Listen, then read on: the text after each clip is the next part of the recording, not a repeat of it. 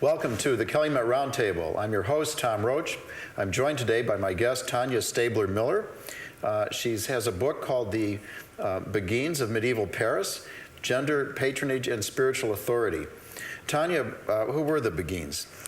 Well, this is a phenomenon that kind of gets the label Beguine starting in the early 13th century, and this comes out of a broad religious movement where you just have lay people, so people who are not monks, not nuns, who are not in a religious order, who want to live religious life in the world, and so they become inspired by the Gospels and taking care of the poor, feeding the hungry, and it's an urban phenomenon where poverty is much more visible, and so it all comes out of the rise of cities, this greater emphasis on living a religious life in the world, and so Beguines are women who take this upon themselves.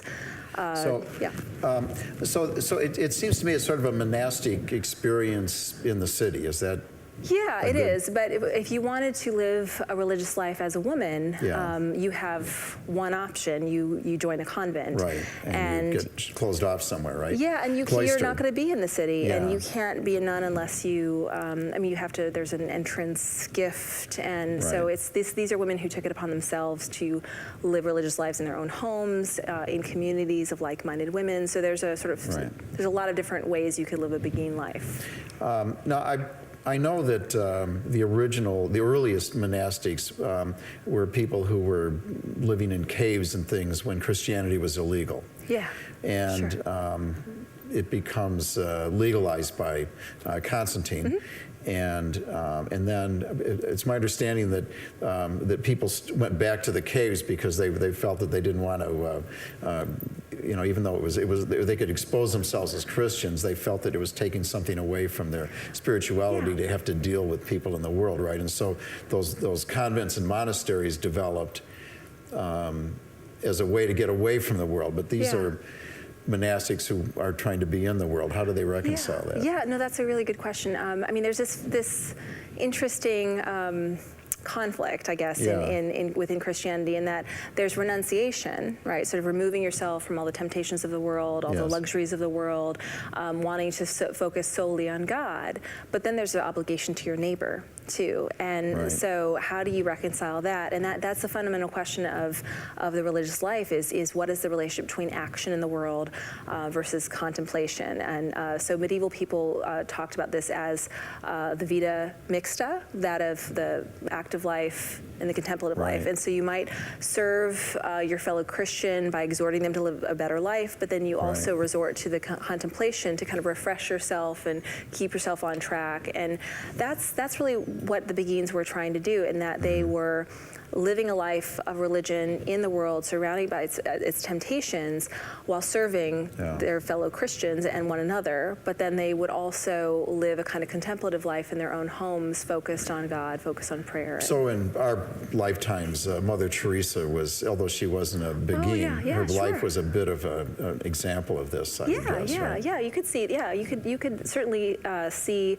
some some connections between Mother Teresa and in a hospital in Calcutta. And that's one of the things. Although she took vows. Yes, that is a significant difference, because the church did not allow for new religious orders. The Franciscans were they got in just under the wire, but of course Franciscans were living this vita mixta, and that they took vows of poverty, and service in the world, but this was not a possibility for women, and so that's a big difference between sort of modern religious women and medieval. So you're doing a second book on this now, right? And I understand you just received a fellowship to support this. That's very good. Thank you. There's some interest in Beguines. I was unfamiliar with them until meeting you. Well, it's a label. I think that there's, as you pointed out, there are lots of examples of women trying to balance these sorts of the dangers of trying to live a religious life surrounded by temptation, but also, so trying to bring those two things together. So there's lots of examples of this throughout history. It's just that this phenomenon is recognized in the 13th century, and there's a sort of a label that's associated with it, and it becomes popular. So tell us about them. What was their lifestyle like? Well, there's many things that go into it. One of the things that I found for the ones in Paris who had not been studied among medievalists. Beguines are a popular topic of study, but primarily in the Low Countries. So the one in Paris, the community in Paris, had not been studied before I wrote this book, with the exception of an article in the 19th century. But what I discovered in doing my research was that these were women who worked in the world. And in Paris, they were engaged in the silk industry, which was just taking off in the early 13th century and was very profitable. It was something that sustained these small households of beguines. So they did that kind of work while also exhorting other people in the city to live better lives. But there was not only these households of beguines, there was also what's called a béguinage, which was a walled community in what is now the Marais in Paris, right up against what was the walls of Philip Augustus. And this was founded by Louis IX, also known as Saint Louis, the King of France in the 13th century, he was such a huge admirer of this kind of life because he himself was negotiating being a religious man in the world, also a king. And so he establishes this house for them, and it housed perhaps 400 women. And he and his successors supported these women, supported the household with rents and that sort of thing. And these women prayed. They also preached to one another.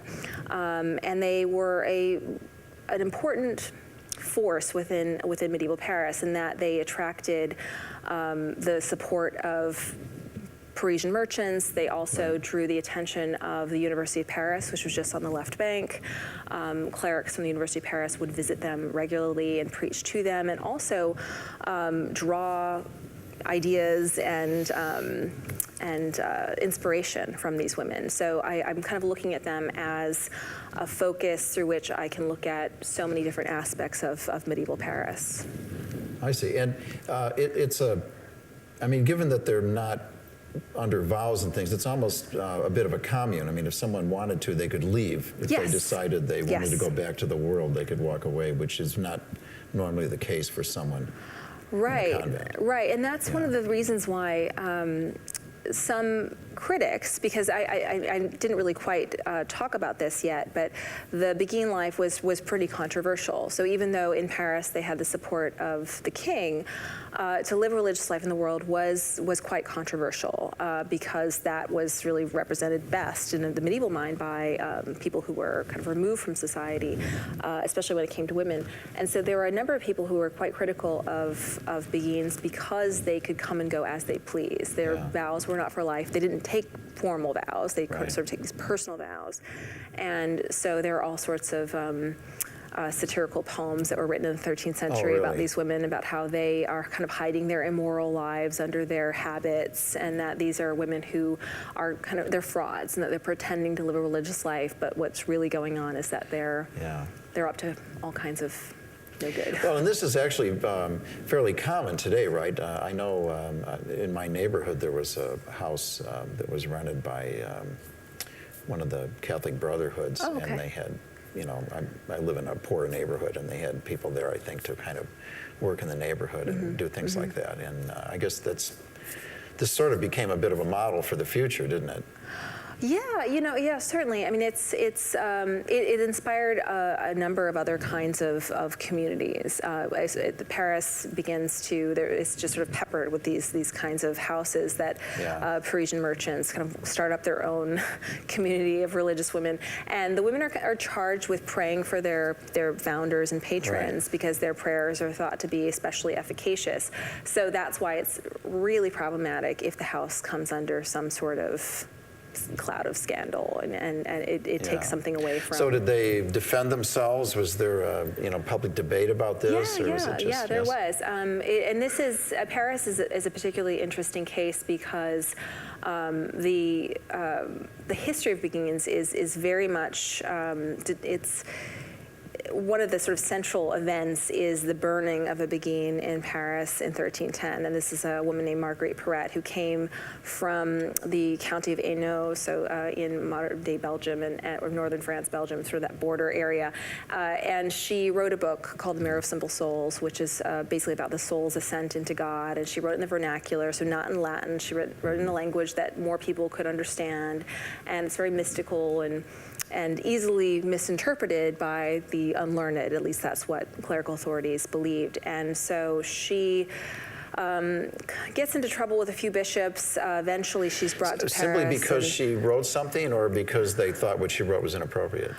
Well, you know, that's a really good question. I think for some people the question was... She wasn't suggesting that, you know, women wear black pointy hats and stew cauldrons. No. No, I mean, her message was that the soul could become could become one with God and would really have no need for the sacraments and the church's code of... That was heretical. Yeah, well, I mean, heresy is a relative construct, but for some people they could read that and say, okay, for a soul to become one with God, you wouldn't be able to sin. But for other people to read that, it does sound like it's a problem.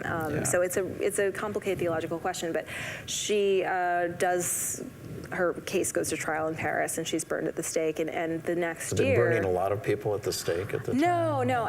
That's a popular misconception about the Middle Ages. I mean, it really is not the sort of thing that that happened regularly. The inquisitorial process was, certainly I think that sometimes we think about the Spanish Inquisition when we're really thinking about the medieval Inquisition. Right. But in this case, she is burned at the stake in the middle of Paris, and the very next year, Church Council condemns all beguines. So the whole status had come to be sort of illegal. But nevertheless, women continue to live this sort of life, but maybe sort of staying away from the label. So it is quite controversial, but it really kind of depended on what you thought about people living a religious life in the world. So some people thought that was really good, and other people thought, can women really do this? Yeah. It just depended on where you stood on the issue. Well, that's interesting for us today. Yeah. Okay, well, we'll take a short break, and when we come back, I'd like to talk about how this fit in with other things that were going on. I think that's actually late Middle Ages we're talking about, right? It's right about so the time 13th, 14th century, when trade's starting to open up between cities and things like that. Good. Well, we're going to take a quick commercial break. The Calumet Roundtable will be right back.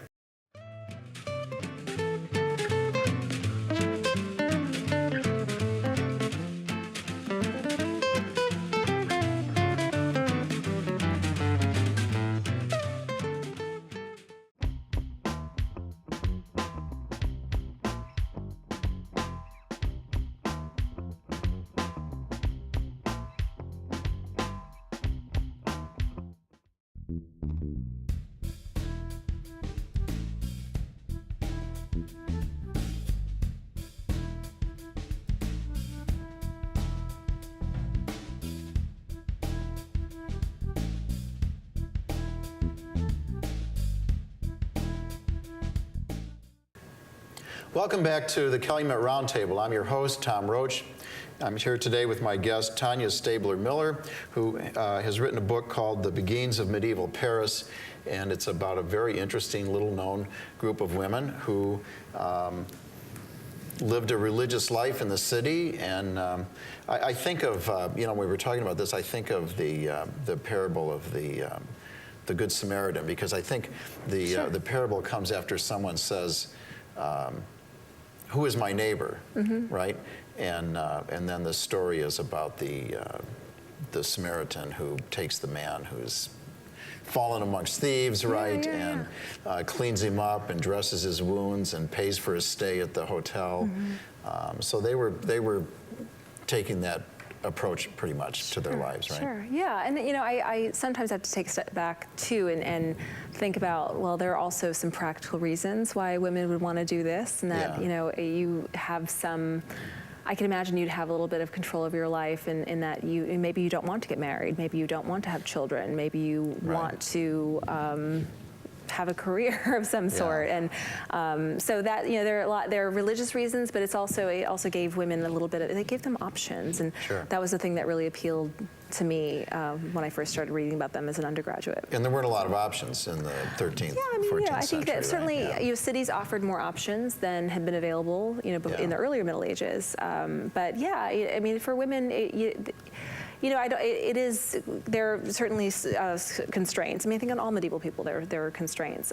But for women, there is this sort of sense from the sources that you're either going to be a wife or a nun, but most likely a wife, because to be a nun you have to have a certain amount of property and that sort of thing. Right. But Beguines were able to, have this sort of middle ground, and I thought that was, or another option that. So it wasn't easy to become a nun then either. No, not at all. I mean, you had to have some sort of. I mean, generally speaking, you had to have some kind of entrance gift. You have to have enough wealth to sustain you, because so what's going to sustain the nun? I mean, of course, there are gifts to monasteries, but there would be some sort of property kind of gift that you would bring in with you as a nun, and it would become part of the monastery. And so. From what you've said, these Beguines are partly responsible for Paris becoming the fashion capital of the world. Can you tell us about that? You could say that. Well, the 13th century saw the beginnings of the silk industry in Paris, and this was something that was brought up from Italy, and because silk was not widely available in the West, but that was starting to change in the 13th century, and so we see our earliest records of guilds that are silk guilds in the late 13th century, and the pronouns for the guild regulations are all female, so it reinforces this association between women and textile work, which is kind of across the board. But because this is a new industry, it was open to people who knew the craft, and we see this real association between women and silk work. And I had been working with these tax rolls for the 13th century, where you could identify communities of Beguines or individual Beguines in the streets of Paris. And 90% of the time, if an occupation was mentioned next to a Beguine's name, it had something to do with silk. And so things like making belts, purses, these sort of small kinds of silk items. And these were commodities that people came from all over to shop in Paris to buy these purses, belts, etc., and then bestow them as gifts to their entourages or people in their court. And I have records of Beguines selling things to countesses and various clients in Paris. So they were supporting themselves, certainly, by doing this. Sure.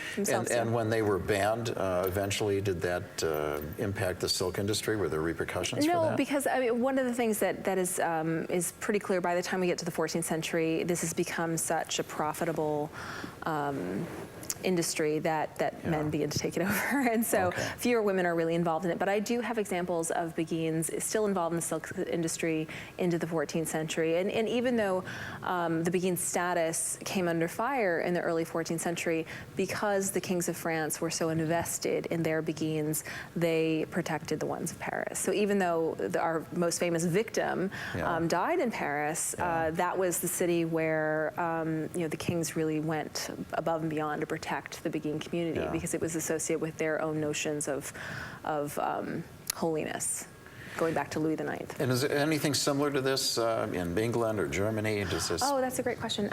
Well, the label, we don't find women called Beguines in England, but there are women called anchoresses who live they live a religious life, maybe not in the world, but kind of secluded in anchor holds, but are not nuns. And it's just simply that the label is not applied to them. But I'm sure there are women who are living a similar kind of life. There's a real association between the Beguine life and cities, and so that could be one reason why we don't really see this phenomenon in England so much. Although there are cities that are growing in England, it's not the same scale as Paris or the Low Countries or Germany. There are Beguine communities in Germany, and but not beguinages, not these big walled complexes, but smaller households, convents of Beguines, and they too are persecuted in the 14th century. Most of the scholarship that talks about persecution of Beguines focuses on the German case because it was quite intense there, possibly because you don't really have a centralized authority like the French king to kind of protect the communities. But Germany was many provinces. Was that yeah, a lot of duchies case? And counties, and but you know, the scholarship is, you know, as in history, it's always changing, and there's a lot of new scholarship coming out that is showing that, you know, in some areas it was quite intense, but broadly speaking, it was these were women who were important to their community. They had family in the community. They had friends, and so any kind of church decree that condemns them, it really takes local authorities to carry them out, and oftentimes they just didn't carry it out. Yeah. So today we have all of these issues that we're debating: prayer in school, and separation of church and state, and things like that. What relevance does this have for any of our contemporary debates? Not that it has to. But I'm just wondering if it sheds light in your mind on any of these issues that we deal with today. You know, that's a good question. I think for me, the study of these communities really nuanced my ideas about the Middle Ages. As any kind of historical study, it really nuances it. And I got the sense that, you know, you might have conflict between church and state or various authorities over certain kinds of issues, but in many cases, if there's a benefit to both sides, you're not going to have this kind of conflict. In the case of the Beguines, because they were living a religious life in the world, they were important for so many different groups in medieval society that you kind of see support on both sides for these communities. So you can almost just look at them as an economic structure. And analyze it from that standpoint too, couldn't you? Yeah, I mean, certainly these were people who were contributing a great deal to their communities. I mean, they were. I mean, as I mentioned, these were women who were from important merchant families in some cases. Some of the women who came to lead the beguinage were from prominent families who served both the church and the king. So they were part of the fabric of urban society, and I think that says a lot about why they continued to live and work in Paris for hundreds of years. I mean, it really is the 100 Years' War and the effects of that ends up closing down the beguinage in Paris. Oh, really? Yeah, Why is that? yeah. Well, I mean, with just how dangerous Paris was during the 100 Years' War, the fact that this is also the time of the Black Death, so demographic shifts, and so war, plague, Paris under English occupation for a while, people leaving the city and no longer really supporting the Beguine community. By the time you get to the late 15th century, the sources tell us there were only 2 women left living in this huge complex. So the house ends up getting turned over to a community of Poor Clares. So it continues to exist as a house for religious women, but not Beguines.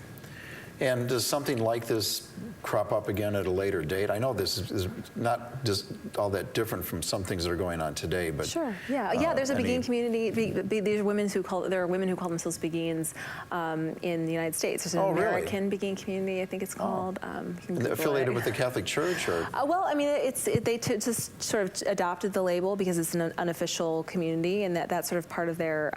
It's been a while since I read about them. They're selling things on eBay or something. Is that it? No. They just espouse the ideals of the historical Beguines living a religious life in the world. But I don't know. It's been a while since I read their sort of mission statement online. But there are women who still, see something valuable in that label and espouse that living a religious life in the world on your own terms. So you're someone who became interested in history as an undergraduate, and I think I've always been really tell me a little bit about your career and how you ended up studying this. Well, I was one of those people who went to college not knowing what I wanted to do, like a lot of people who go to college. That's just what you do, so that you can, make something out of your life. And I think I told my parents I wanted to study law, and I just started taking history courses because I'd always loved history. And I stumbled upon this course called Fall of Rome, Birth of Europe. and just because I thought, Rome, I'm interested in Rome and birth of Europe, I want to know about that. And it was a course, of course, on the early Middle Ages, and it just blew me away. I just thought it was so interesting at looking at how society, or how Western Europe grappled with the collapse of Roman imperial institutions and kind of recovered, and the role of the church. And so I was really fascinated with that. And then I took a course on medieval women, and that just sealed it for me. But I also took courses in Russian history and Latin American history. I just loved all of it. But it was the medieval women that thing. Period at the collapse of Rome and the beginning of the Middle Ages, that really sort of is the beginning of everything that of many of the things that we identify ourselves with today. Sure. Yeah. I mean, I think the Middle Ages is full, and I'm glad you said that, because oftentimes, the term medieval just is almost just a catchphrase for not like us. It's something that we want to distance ourselves from. Dark Ages. We don't say that anymore. Exactly. Though, right? Exactly. My students know not to say that, or to call it medieval, like EVIL, which I get a lot too. But in any case, that was the thing that really interested me, was to see that all of these institutions, all these ideas that I almost thought were timeless, had a history and had a context out of which it developed and how it changed over time. And so I found that fascinating. Especially, I grew up Catholic, and I think that was it really struck a chord with me. And then when I read about Beguines, I thought that was just so interesting. And when I went to graduate school, I worked with I had a wonderful advisor, Sharon Farmer at Santa Barbara, and she just really encouraged me to see what I could find in Paris. Sure. And so was this part of your dissertation? Or? It was, yeah. It just really started off with looking at those tax rolls I mentioned and locating these women in these marvelous documents where you can, they identifies the person, where they lived, and you really kind of get this image of the streets of medieval Paris. And I was really just going to look at women and their basically work in the 13th century. I was really interested in what kinds of work women were able to do, and it just kind of went from there. And now you've salvaged something for us to look at and remember them by. Yeah. Well, thank you very much. That's all the time we have for our program. Thank you for joining me today on Calumet Roundtable. I'm your host, Tom Roach. Have a great day.